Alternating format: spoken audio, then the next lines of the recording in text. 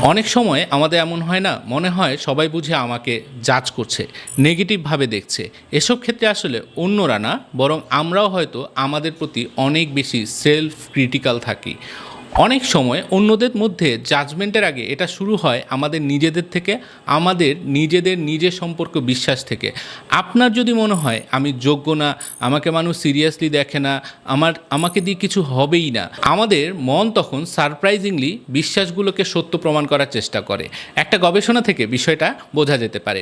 1970-এর দিকে একজন সাইকোলজির প্রফেসর, তিনি খুব ইন্টারেস্টিং একটা গবেষণা করেছিলেন। তিনি কিছু মানুষকে একসাথে এনে দুটো গ্রুপে ভাগ করলেন। এক গ্রুপের মানুষের মুখের ডান কান থেকে গালের নিচ পর্যন্ত তিনি একটা বিশ্রী বড় দাগ আঁকলেন। তারপর তাদের হাতে একটা করে আয়না দিলেন, যাতে তারা নিজেরাই দাগটা দেখে নেয়। আরেকটা গ্রুপের মুখে কোনো দাগই ছিল না।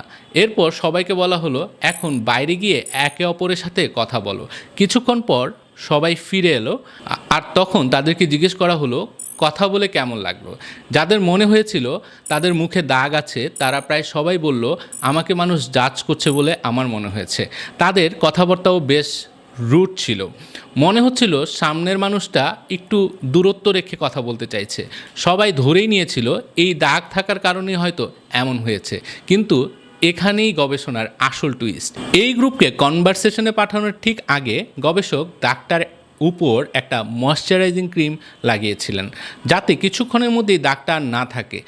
মানে বাস্তবে তাদের মুখে আসলে কোনো দাগই ছিল না, কিন্তু তারা কেউই এটা জানতো না। তারা বাইরে গিয়েছিল এই বিশ্বাসটা নিয়ে, আমার মুখে একটা বিশ্রীর দাগ আছে। এই বিশ্বাস নিয়েই তারা কথা বলেছে, এই বিশ্বাস নিয়েই তারা মানুষের আচরণকে ব্যাখ্যা করেছে, আর ঠিক সেটাই তারা অনুভব করেছে।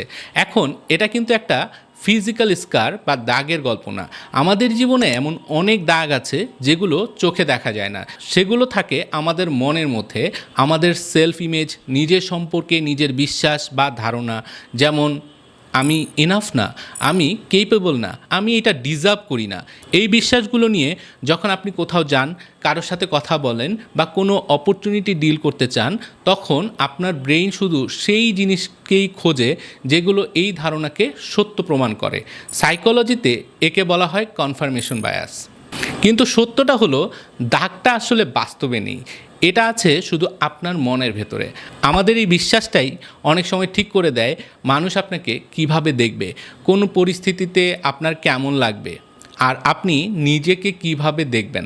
তাই কখনো যদি মনে হয় সবাই আমাকে জাজ করছে, আমি কোথাও ফিট করছি না, একবার নিজেকে প্রশ্ন করুন, দাগটা কি সত্যিই বাইরে, নাকি শুধু আমার মাথার ভেতরে? আমরা নিজেরাই নিজেদের প্রতি সবচাইতে বেশি সেলফ ক্রিটিক্যাল থাকি।